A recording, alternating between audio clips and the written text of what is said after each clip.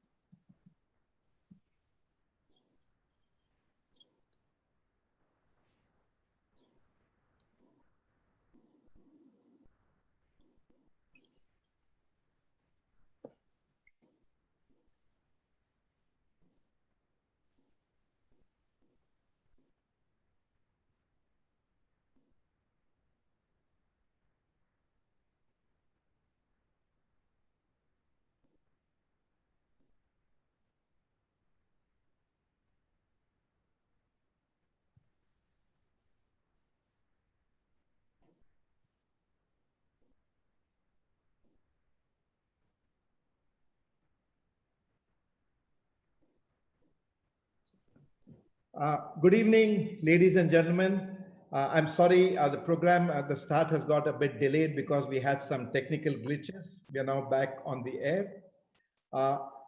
This BIC session, Talking South Asia, is in collaboration with the South Asian Symphony Foundation.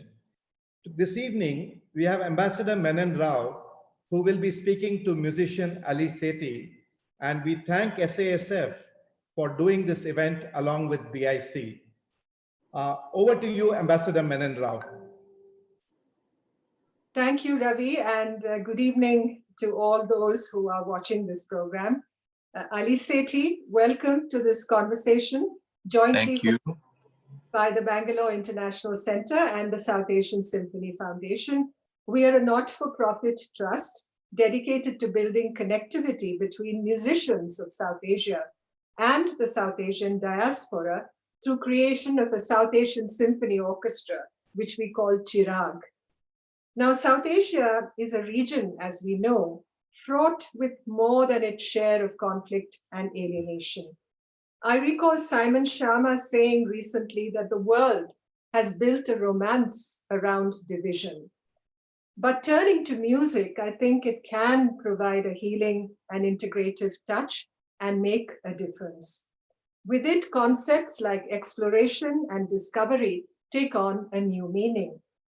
Ali, you were brought up in the city of Lahore, where you finished school and then headed to Harvard University, where you focused on South Asian studies, and where you also decided that you would build your future in music.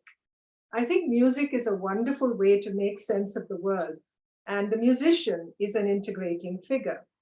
So welcome again, and do tell us about delving deep into South Asian literature and history at Harvard. Our Indian audience, at least, will be interested to know you studied Tamil Sangam poetry, read Shakuntala and poems in praise of Shiva, and that you are a devoted fan of the great A.K. Ramanujan, who, as you know, hailed from Mysore, a city that is not far from where we are here in Bangalore. So welcome again, and let's start the conversation. Thank you for being here. You're in New York under lockdown, just as we are. I wish we could have had a chai pe charcha face to face, but this is the best we can do. One day soon, inshallah, as we say. Well, thank you for organizing this, Ambassador Menon. This is really wonderful, and I really feel that you know, more conversations need to happen across South Asian identities, nationalities, markers of difference. You quoted Simon Sharma. I agree. I find it very strange that we in South Asia, especially given our very, very rich, interesting tapestries of cultural, linguistic, even emotional, and ontological connection, we're kind of so fixated on difference. I think, you asked me how did I come to read Ramanujan, Shakuntala and the Ring of Recollection, the sort of classical Tamil poetry in translation, etc. And I guess the one element in your question that I should explicitly point out is that as a Pakistani, how did I come to read all of this stuff? Because the assumption, which is, I think, largely true, is that, Pakistan, if you grow up in Pakistan like I did, you're bereft of this South Asian education in many ways. Even a traditional quote unquote Indo-Muslim, education has now been kind of marginalized in favor of a kind of bureaucratic colonial sort of version of things. So I grew up reading these, at school, these Pakistan studies textbooks that gave us a really rather rushed and uninspiring kind of version of history. There was an attempt to kind of draw this sometimes implicit and at other times explicit line, between scattered events throughout history in order to justify what was then called the two-nation theory. And I'm kind of amazed to see today that the two-nation theory, in Pakistan at least, is being justified by saying, oh, well, look at what's happening in India today, of course we needed two nations, etc. So one grew up with this rhetoric of two nations and this rhetoric of things were framed, in terms of the national constantly. And yet, I think through language and through music, the music that I grew up listening to, my parents have been, dissenting voices within Pakistan, the Pakistani media for a long time. And, one of the things that my mother did, which I'm really grateful for, is that she really exposed us, as when my sister and I were children, to a lot of traditional South Asian music. So we grew up listening to Qawwali and to Ghazal and to, folk music from Punjab and from the Saraiki belt and from Sindh. And we also grew up listening to Pandit Bhimsen Joshi. We also grew up listening to, the great bhajan singers, etc. It was all part of one musical landscape. And I think through those other sort of perspectives, through those other experiences, one was able to have an alternative sense of a South Asian identity. It was not until I arrived at Harvard, which was in 2002, September 2002, so exactly 1 year after 9/11. And I remember that there was a kind of, this was right before, Facebook was made in my dorm by my classmate, Mark Zuckerberg. So, there was very little quote unquote connectivity in the world at the time. If you wanted to delve into into the history of the region, you really had to go to the library. You couldn't look it up on JSTOR, for example. So I remember being haunted by this question, what does it mean to be Pakistani? What does it mean to come from an Indo-Muslim context? Where do you draw your sense of identity, your genealogy? How do you make that shajara, as we say? What do you include and what do you exclude? So these questions became, I think, kind of sharpened for me in America in that post 9/11, immediately post 9/11 context. This question of, and there were a lot of young South Asian Muslims in my class in my year who were also, I think, asking these questions. So I found my answer the first year of college when I went and auditioned for the South Asian Association's annual variety show called Ghungru, which is the musical. Now it's become this, annual extravaganza. It was fun, but it was, I think, a more modest event then.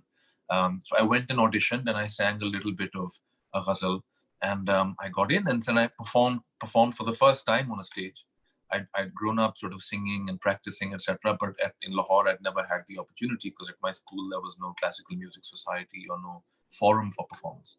So when I performed at Ghungru, all the way in Cambridge, Massachusetts, I think for the first time I had that sense of kind of wholeness. The idea that a ghazal, in this scholarly environment, could give me a kind of way into my heritage, and also a way to convey to people where I was coming from that felt right.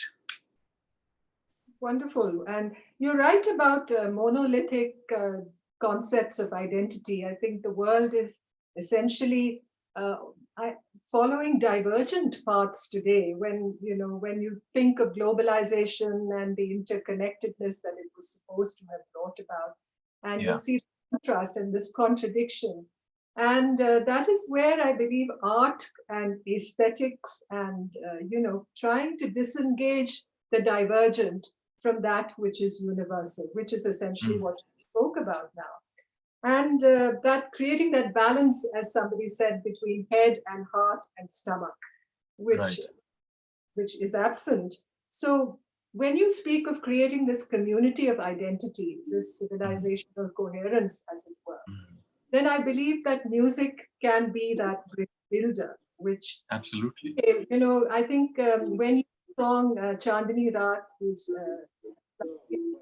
it was just the evening happened last week. Yes. And you spoke about the number of messages that crowded in on YouTube from both sides of the border that spoke about peace and love and tolerance. And at some stage in one of your interviews, I couldn't help but noticing this, that you define peace as a sense of loss, as a sense of vulnerability. I think that was a very, very interesting definition because, I was reminded also of Beethoven when he spoke of peace on high, peace to serve.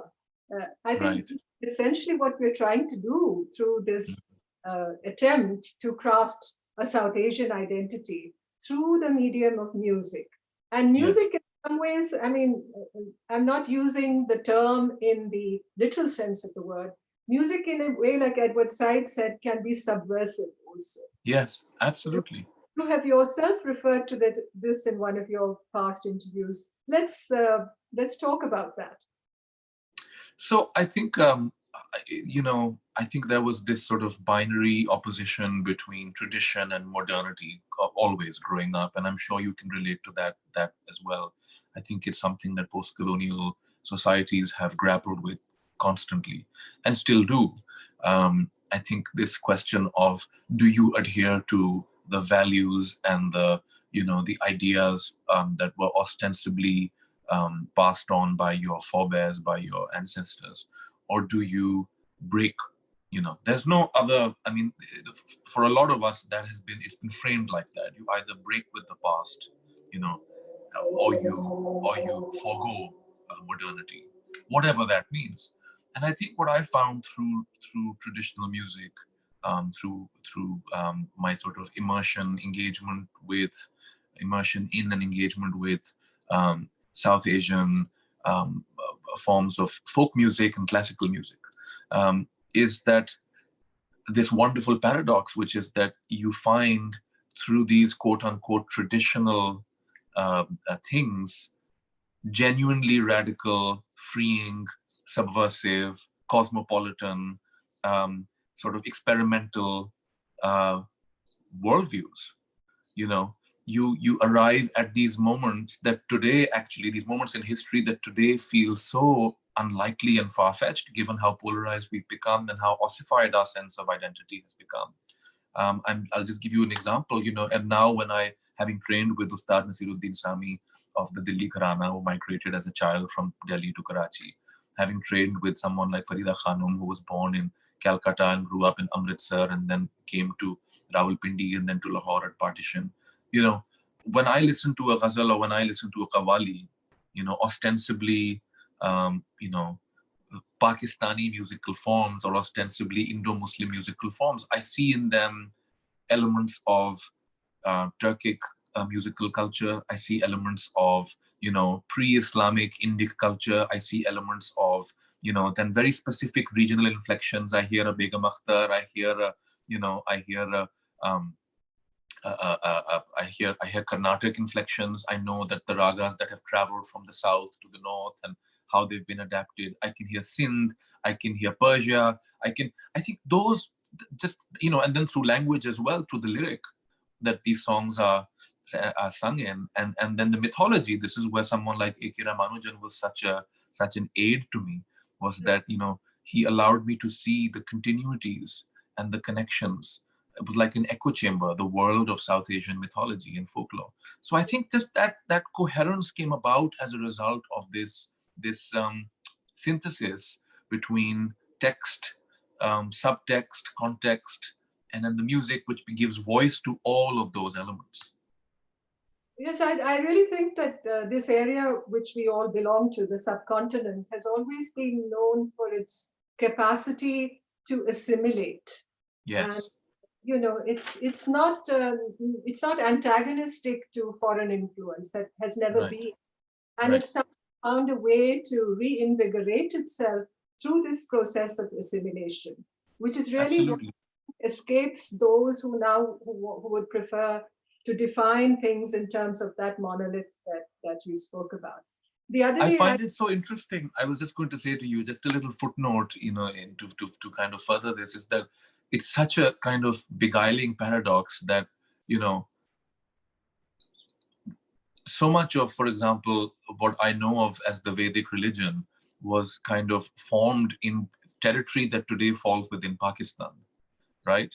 And when I hear the ancient ragas, when I hear Malkons, or when I hear Durga, or when I hear Shankara, when I hear Hindol, when I hear those ragas, and the way my teacher has explained to me the kind of inflections and the modulations, you know, you can sense the deities being conjured up through these ragas, and you can also sense the arrival of a people, you know, who are kind of forming their identity. I think that's, for me, what is so exciting, is that I can see identity formation, or at least feel it myself. I can sense it through these musical devices. And then to see people kind of treat them as these orthodox, rigidly, you know, kind of museumized things that dare not be, you know, opened up to interaction, immersive kind of encounters, feels to me like such a travesty. The same is true of you know, Sufi text.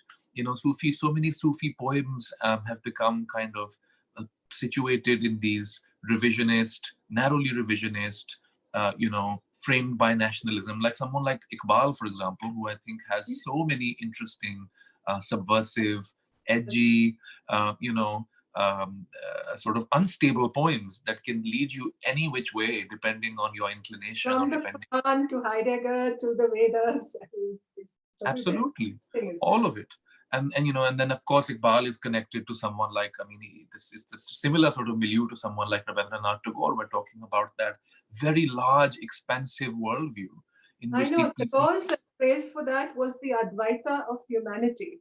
That was the used, you know, used a Hindu term, spoke of this universalist, that you are in me and I am in you. You know, that was his concept. Exactly. So I think Ajkal, as we say, you know, kind of finding that we live in a world where we are ostensibly super connected or hyper connected via these physical technologies. But I like to say that this technology of the heart, which is this heart-mind knowledge, right, which is our particular subcontinental combine of lyric and music, this technology of the heart, we're not activating sufficiently to, you know, generate those profound meanings. That's right. And it's that emotive knowledge that should underscore the fact that we are one extended family. Right. You know, it's really that concept of that undivided joint family. Today we are divided. And that within a joint family, as we know, there are profound differences of perspective and opinion and chagda and all the rest of it, you know. But there's also live on, you know. Absolutely. But there ought to be ways of, as my teacher, Professor Ali Asani says, he says, you know, doing dialogue across difference. That is what so many of these, certainly the Bhakts and the Sufis, marshal these forms in order to do dialogue across difference. That's right. You know.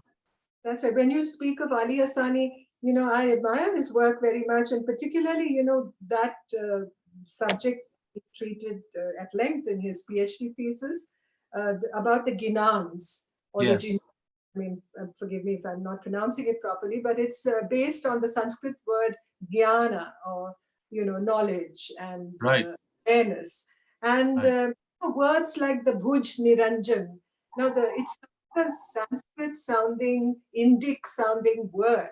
And it's essentially, the bhuj niranjan is a collection of poetry and what you would call bhajans in India, but Right. sacred poetry, which was used by the Khwaja Ismailis, and Right. for devotional song and poetry. And, you have poems like Imam Ali, for instance, being called the Na Kalanki. Now, Na Kalanki means blemishless. And it's also the name that we use for many Hindu deities. When you Right. talk about the avatars of Vishnu, Right.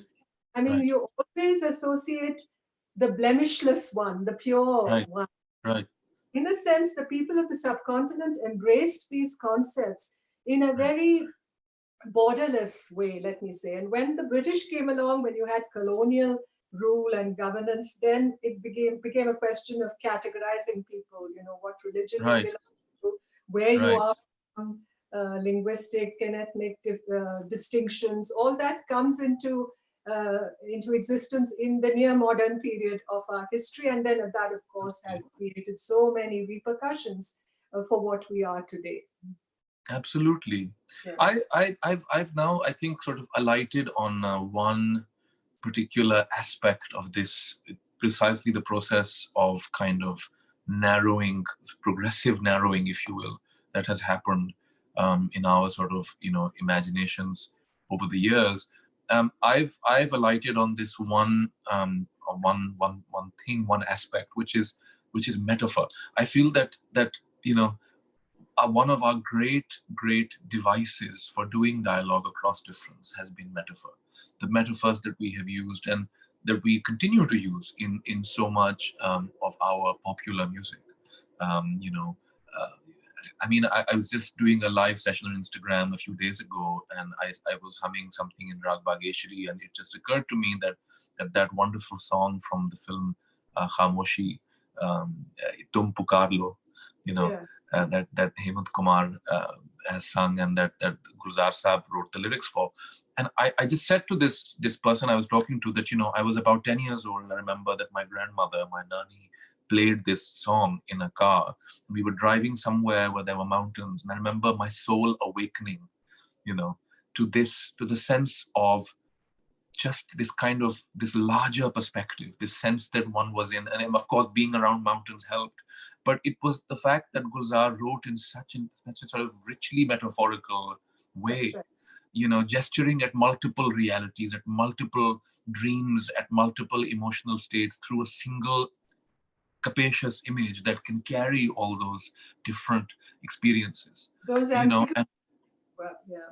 absolutely. And then you read someone like Amir Khusro, who's the master of the metaphor, and who uses metaphor, symbol, allegory, who takes the voice of the Birahini, who takes all the tropes of the Radha Krishna saga, and is able to gesture also at sort of incorporate these sort of Muslim, devotional perspectives, experiences into that. When you hear something like Aaj Rang Hai, which is that famous Qawwali, Reema Rang Hai Re, Yes. Rang is such a, one thinks of, scripture that Muslims recite, one thinks of, the whole Sufi Dargah Mahal, one thinks of vermilion in a part, there's so Yes. much that is evoked simultaneously. One of my other teachers at college was the wonderful literary critic James Wood. And I remember that he has this beautiful phrase somewhere. He's describing Virginia Woolf. I think he's describing To the Lighthouse, and he says there is a flashing simultaneity, right, that happens as you read, which is a beautiful phrase. And I've always felt that with Sufi Bhakti metaphor in particular, is that it allows us to have this sense of simultaneity, Yes. which is that this applies to me and I feel it very, very acutely, but I'm also suddenly aware while having my particular subjective experience that there are other subjectivities that are being evoked as well. And I think today, in the era of identity politics, when we're all trying to figure out in this kind of vectoral way how we're going to do dialogue across difference, one of the great sort of, underlooked kind of strategies is metaphor. I think poetic metaphor, especially for South Asians, really does allow us to do this dialogue, which is, I think, what happened with Chandni Raat, is that here was this ghazal about, a sort of half-lit meeting. That's right. And just the timing, it just so happened that the video came out 2 days after the last sort of major conflagration that had happened between India and Pakistan, and people immediately kind of treated it almost like a safe space, to a place to congregate, a place to gather, a place to find shelter, and a place to do dialogue. So that was, I felt. When you look at the video of the song, and I think it was the way it's been shot, the way it was picturized, and that whole, rather spare and stark space with a lot of people gathering there, people who look vacant, who look lost, who are strangers essentially. Right. And to me, that was a metaphor of South Asia itself, Right. The way we are in a single geographical space, an integer, as I always say, sharing the same weather patterns, the same climate change, the poverty, the lack of development, the lack of connectivity. And how we are strangers to one another. There are stereotypes and prejudices. Right. Somehow that became a metaphor to me of how we are trying to create our orchestra in many ways, people coming together. And one point that always comes to mind is the art of listening. We have lost that art of listening. And absolutely. That the act of listening is itself an act of love. When we learn to listen to each other. And that song somehow led me into that chain of thought, as it were, where I began to think about how creating, this band of musicians, people coming together. I hope at some stage you will have an opportunity to perform with our orchestra also. I hope so.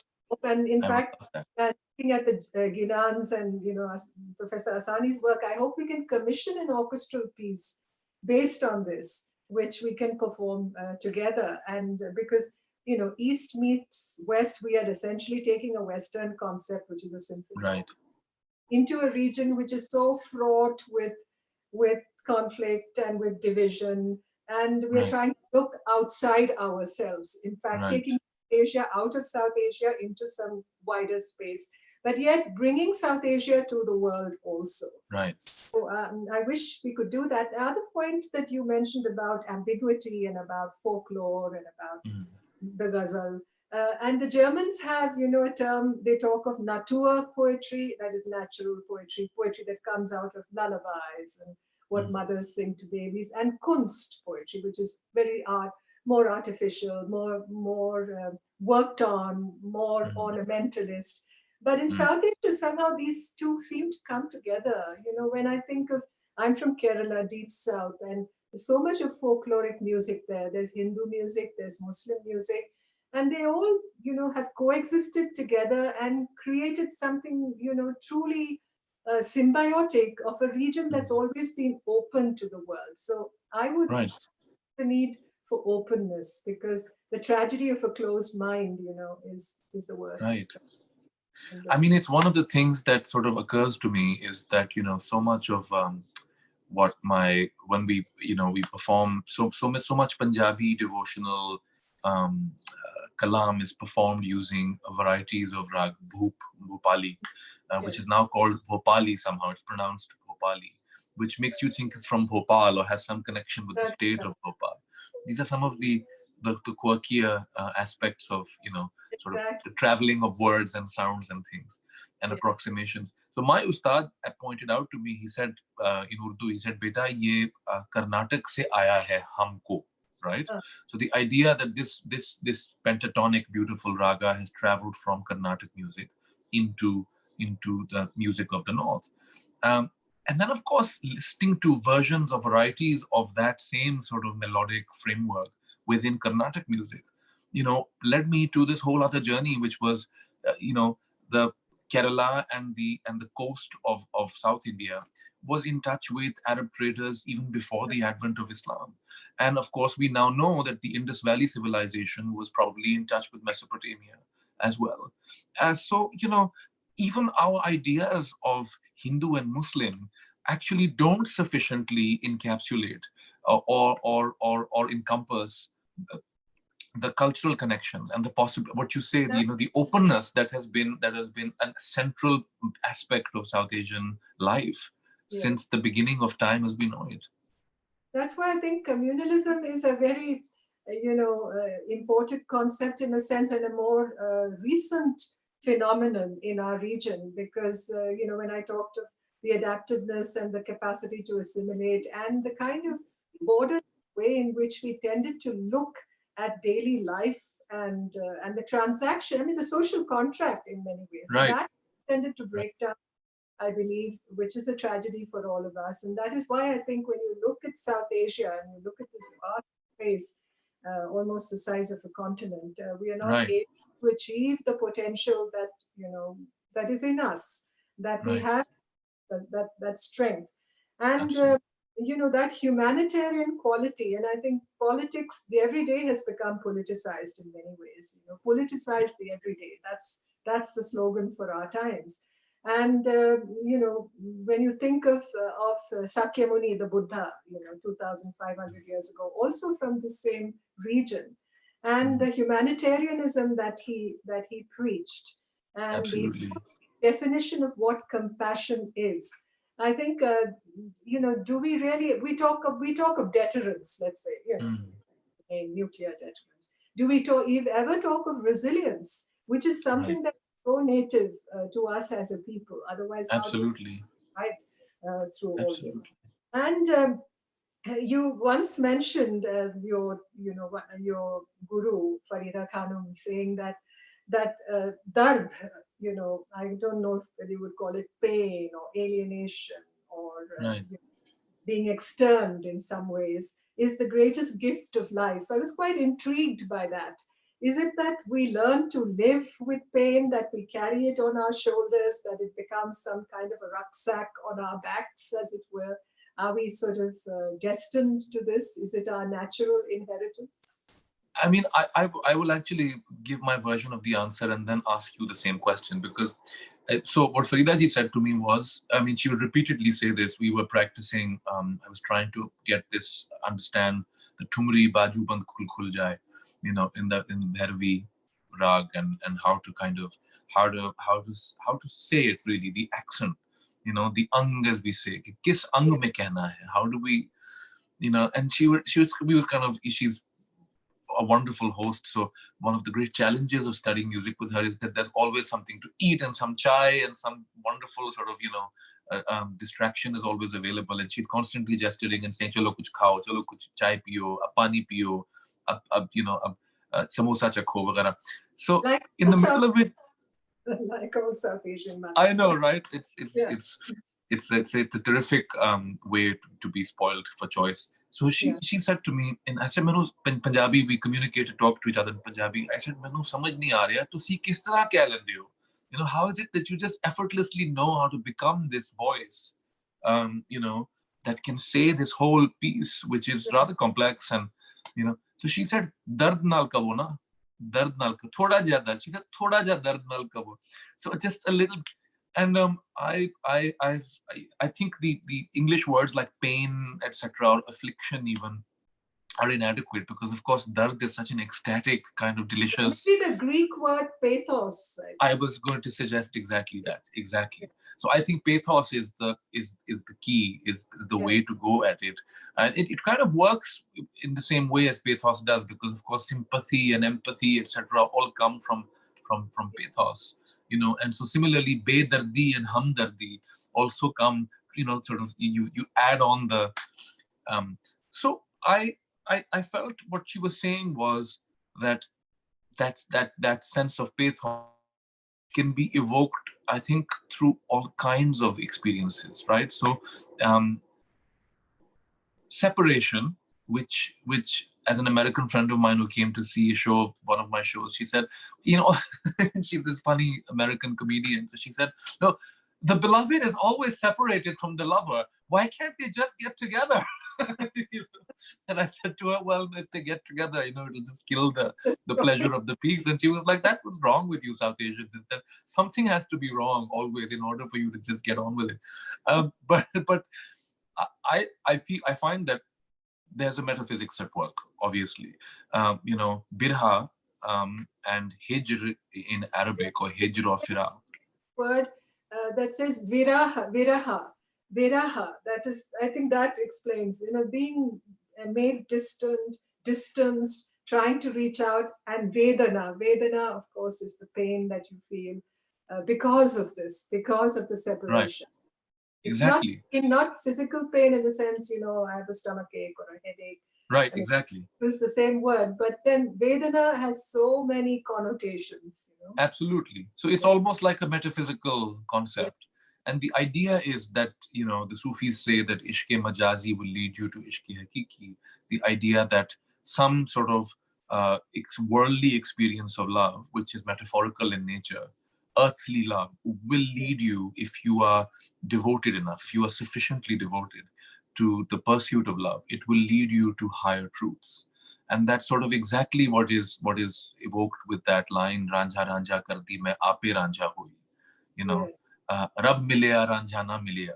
Right? So the idea that Ranjha is actually a catalyst or a spur, that the beloved is a chimera, is a chimerical entity that will lead you to other things. And I think this is something that everybody in every culture should be able to relate to, except South Asians have kind of made a whole school of thought out of it. And I think it applies to us in our current kind of political situation as well, where viraha, hijr, firaq, chandni raat badi der ke baad aayi hai, all of that becomes also a metaphor for our endless partitioning, Exactly. Our constant kind of chopping up and saying, no, this belongs here and this belongs there. I don't know if you've, sorry, go on.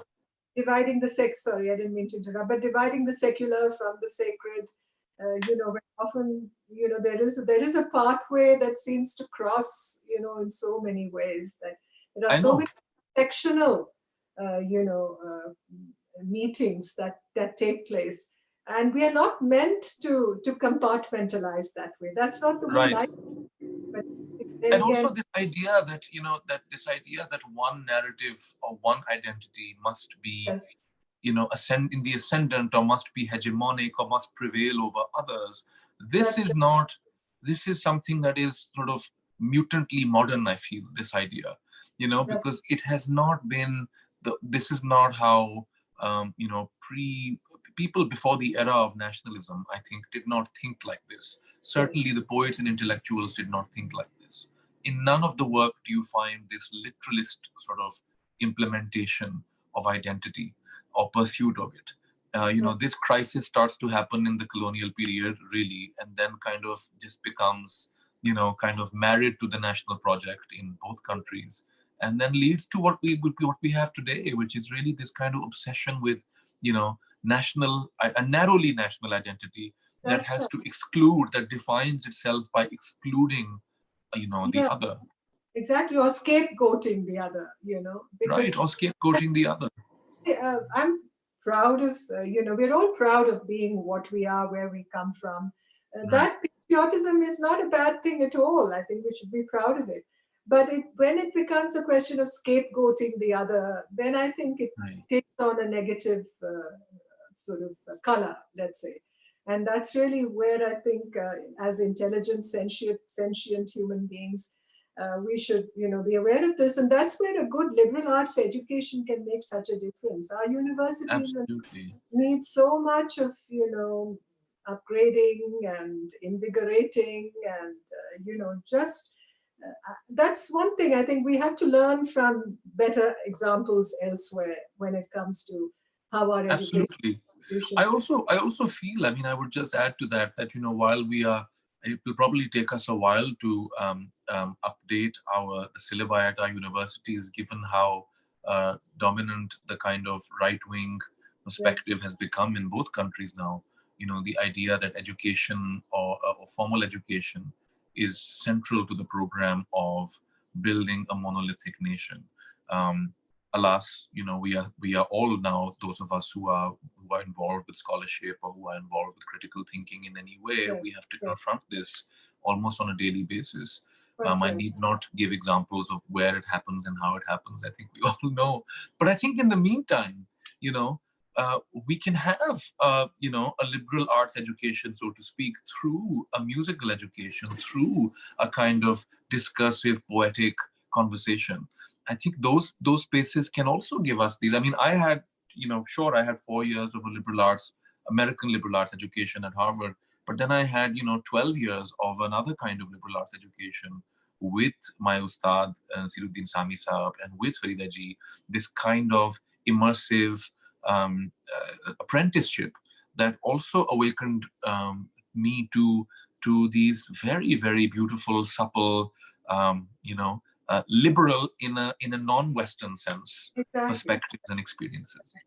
And, when I read your piece on Saadat Hasan Manto, in the New Yorker, and, the story about Kabir weeping, that you reflect in that piece, and, Kabir coming back to modern South Asia, let's say, and weeping inconsolably, when he sees the statue of Lakshmi tied up because, somebody is threatening to destroy it. Or there are militaristic forces saying that even if the people are starving, we will fight, and this makes him weep inconsolably, and that is something we seem to have lost. And that's why I like that piece of yours on Manto so much. And when he said this, when I think you were quoting from him, that he said, despite my best efforts, I could not dissociate Pakistan from India and India from Pakistan, And that to me became, it's a kind of his epitaph in many ways, I think. And it's still unanswered, even though there may be many voices in both our countries who say, we know that it can never be so. But those who are, embedded in that cultural ethos, understand that there was more than... It's almost like, you can, I think it's about where you choose to look, really. I mean, you don't even have to go out of your way to retrieve, these so-called connections. They're still all around us. I was just having a Zoom discussion a few days ago in which it occurred to me as I was speaking, so I pointed it out. I said, one of the great privileges of spending time with Farida Khanamji is that, you get the stories that she tells me while we are practicing. She'll say, is andaz mein kaho. She'll say, ab ye Bengal ka andaz hai, isme kaho. Then she'll say, un Punjab da andaz hai, andaj kaho. One of the things that is so apparent is that in the world of music, I mean, in the Bollywood music that we hear today, that is the main music of South Asia all over the world, for the diaspora as well as for non-Desis, right? Who think of it as a, I went to buy a blazer for one of my Coke Studio performances in this shop, and this Italian woman, she said, "Oh, you're a Bollywood singer? Oh, I know how to dress. You come here," So, I mean, it's our sort of ambassador form, Bollywood music, for all South Asians, for Bangladeshis, Sri Lankans, Pakistanis, whether we like it or not. Like everywhere we go, people think that we come from the world of Bollywood, But if you think about what Bollywood music is made up of, many of its tropes, many of its techniques are still, coming to us from that very cosmopolitan milieu of Calcutta in the 1920s, of Bombay in the 1930s and 40s. That is where so much was still formed. And the one example that I gave was the other day was that, this PTV, Pakistan Television, still, I just did a program for them about 2 months ago. So I know that they still have this way of filming a musical performance, which is the camera sort of comes at you from this upar se, as we say, right? So it kind of from the box, from the perspective of the box, and then comes down. And there's always this elaborate stage set up, which I think in the rest of South Asia, people may have dispensed with. But PTV still has this very romantic old world way of filming a musical performance. And there's this painted stage behind. And usually this singer who's kind of dazzling, who's catching the light and dazzling as they move about and they sing. And it occurred to me that this, of course, is the style of the Calcutta theatre, the Parsi theatre of the 1920s, where the great, Patience Cooper and Mukhtar Begum and Agha Hashar Kashmiri, etc., went and set up this essentially, sorry? Or a Devika Rani, is it?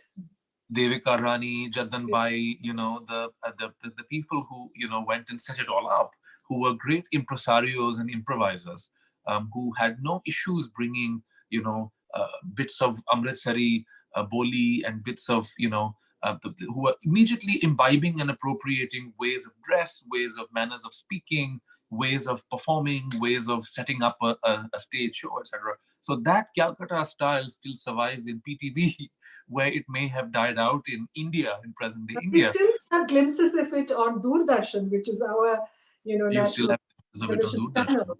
And in I'm fact, sure. And so, watching Doordarshan for that reason, because there is a comforting familiarity about it. Maybe I'm old. absolutely. Look at it And that so way. similarly, I was saying to somebody the other day that young people today in South Asia think of Qawwali as a mainly Pakistani genre, and as a Punjabi genre, right? Because that's just how people have now come to receive it. And that's because of the great Nusrat Fateh Ali Khasa, because of the way he came to just embody the form. Whereas if you think about it, Nusrat Saab performed actually a niche version, which is a Punjabi version of Qawwali. Qawwali did not originate in Punjab. It originated in Delhi. And, it was associated with Urdu. And if you think about it, until the 1990s, Qawwali was associated. I mean, if you think of that song, Tayyib Ali Pyar Ka Dushman Hai Hai, the Qawwal is depicted repeatedly as almost this humorous trope figure in popular culture, with an anak and eating a pan and kind of, with this kind of school teacher sort of aspect. And then Nusrat Saab turns up, and with his particular, eccentric genius, transforms it into this very dynamic, folksy sort of thing that then travels to India and becomes now no Bollywood film is complete without an ishka, ishka, ishka sort of like song with claps and with kind of with that Qawwali genre. But very few people will make that connection and sort of see how something went from Delhi to Punjab and then came back via, popular film music back into the mainstream. I think if we just sort of pay attention to these connections, we will immediately see how, despite our constant dividing of things into this is Indian, this is Pakistani, this is Punjabi, this is, Dehlvi, etc., or even this is Carnatic and this is Hindustani, there are these connections through poetry and music that allow us to still be very dynamic. Absolutely. And you talked about the Qawwali tradition. If you go down south to Kerala and just listen, if you can, on YouTube or one of these channels, to the Muslims of Kerala are called Mapilas. And the Mapila wedding songs you should listen to. They're very much like I would love to. I don't think I've heard them. Beautiful songs, and I hope they will inspire you to perhaps compose. I have a question for you. Okay. Which is that what is it like to be? I'm fascinated by this. What is it like to bring a South Asian sensibility to the art of the symphony, which to my mind is such a quintessentially Western, European sort of space. What has it been like? Well, it's been like this. First of all, I think what I felt we needed to do, since I'd worked in diplomacy, literally been in the trenches, seen the I felt that there was a big wall of prejudice, of stereotyping, and we were incommunicado in many cases. So just getting people to develop habits of cooperation. So, Western Symphony entails that you have to sit down, you share a desk, as it's called, with somebody else. He or she may be a stranger, but you bring your passion for music. You inculcate with that passion a sense of discipline. And you're able to, as I said, the art of listening, you begin to become more sensitive to the need to listen to the other.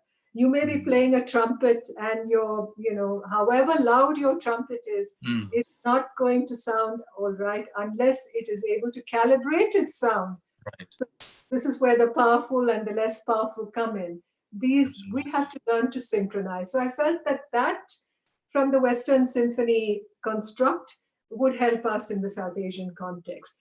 But I didn't want to stop there, because I felt that, in terms of the oeuvre, the kind of work that we were going to use as for our programming, as it were, while we would play Western pieces, we would begin to build a body of work which is South Asian, but which is suitable to be played by a Western orchestra. So in a sense, bringing that South Asian identity awareness among ourselves, but also bringing it to the world. So in the two concerts that we've done, we made a piece. I would say we made, it's not essentially composed. We took 7 songs from the 8 countries of the region, from Afghanistan, Pakistan, India, Nepal, Bangladesh, Bhutan, and Sri Lanka. We couldn't get one from the Maldives, maybe we will.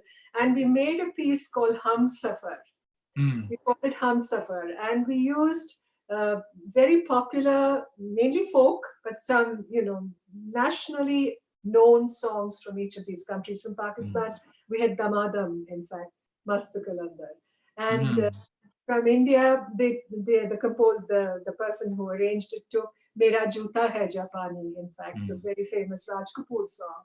From Bangladesh, we took a Tagore song, Allah Megh De. I mean, the words, and the Bangladeshi song that Allah Megh De. And similarly, a Nepalese and Bhutanese folk song. And from Sri Lanka, we took a song about 2 brothers and the feud between them, and how they think about their childhood and, bemoan their current fate. So we made a beautiful piece, and when it was launched, when it was premiered last April at the National Center for the Performing Arts in Mumbai, we not only had the Western instruments, South Asians playing Western instruments, but we also had Kashmiri and Afghan musicians on the stage with their traditional instruments, with santoor and with the chumbak nari, and many of those, traditional instruments. So we created that confluence. So it's about creating confluence. It's about creating a communication. It's about creating coherence that the rest of the world can also relate to. So absolutely. I think that's beautiful, and there's such an overlap in what you say, between what you say and kind of what I've been feeling lately. I don't know if you've seen, but we did a series of spontaneous Instagram live sessions. I saw that. Yeah, and then we were kind of sing also before we close. I think, I'm sure. Yes, we must. I was gonna. Can I sing a little bit of this?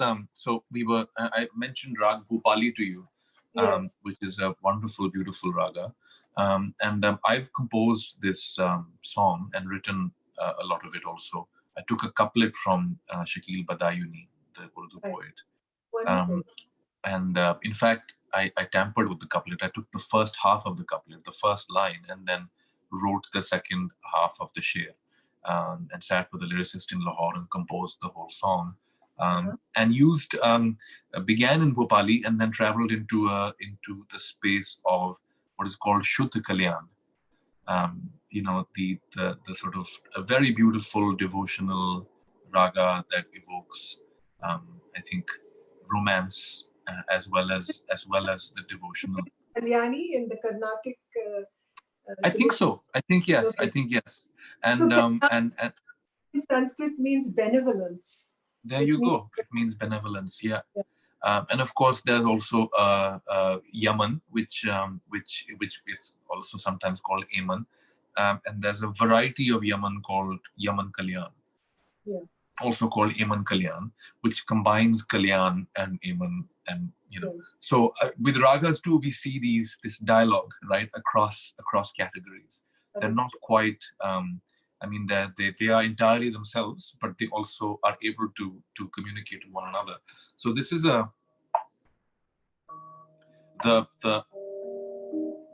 words are in Urdu. Ishq ki chingariyon ko phir hawa dene lage. Ishq ki chingariyon ko phir hawa dene lage. And then I completed it thus. Gum hue jo raste mera pata dene lage. Okay, I'm able to recognize the pathways again. Right. So the idea that this wonderful collaborator, friend of ours, Srilata Srikar, sent in an English translation, a poetic translation. Embers of my longing have been flamed again. Embers of my longing have been flamed again. The lost trail remembers the way again. Oh, lovely. Which I thought was a beautiful, and also a collaboration across borders and difference, because Srilata is a translator who works with many Indian South Asian languages. So anyway, I composed this using some of Rag Bhopali as taught to me by Ustad Nasiruddin Sami, and then bits of Shuddha Kalyan. इजाजत है जी, may I begin? Absolutely, इजाजत है.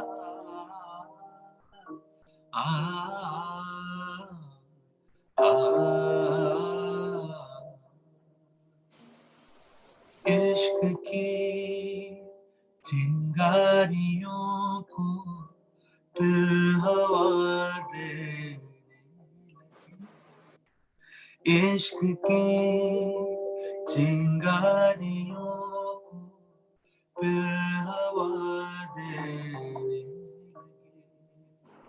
गुम हुए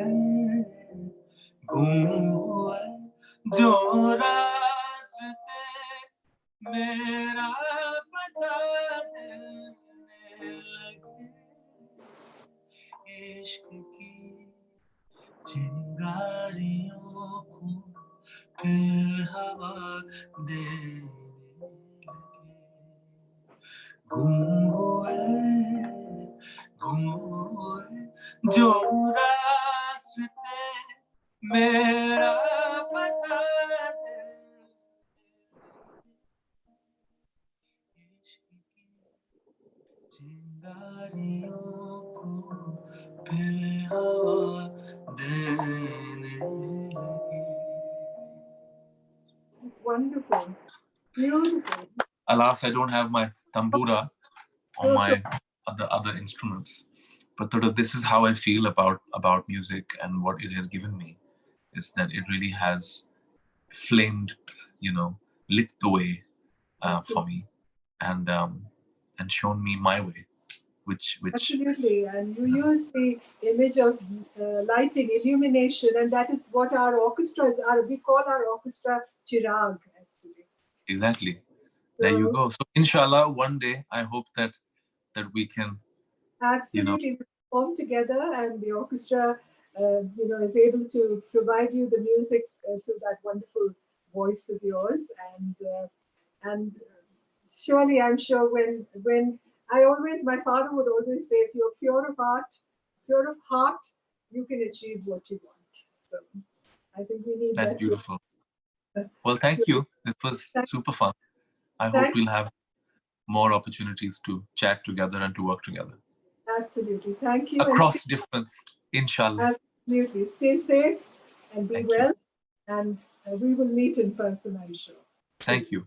Thank you so much. Thank you so much, Ali. Thank you, Ambassador Menon Rao. That's absolutely fascinating and amazing. Expansive knowledge and reflective of your combined erudition and humanity. Thank you so much for doing this. And I think it'd be fair to say this is one of the highlights of our lockdown programming. Thank you so much for doing this. Thank you. And for those on the good night, folks, and good night. The next BIC event. Thank you. Good day and good night. Thank you.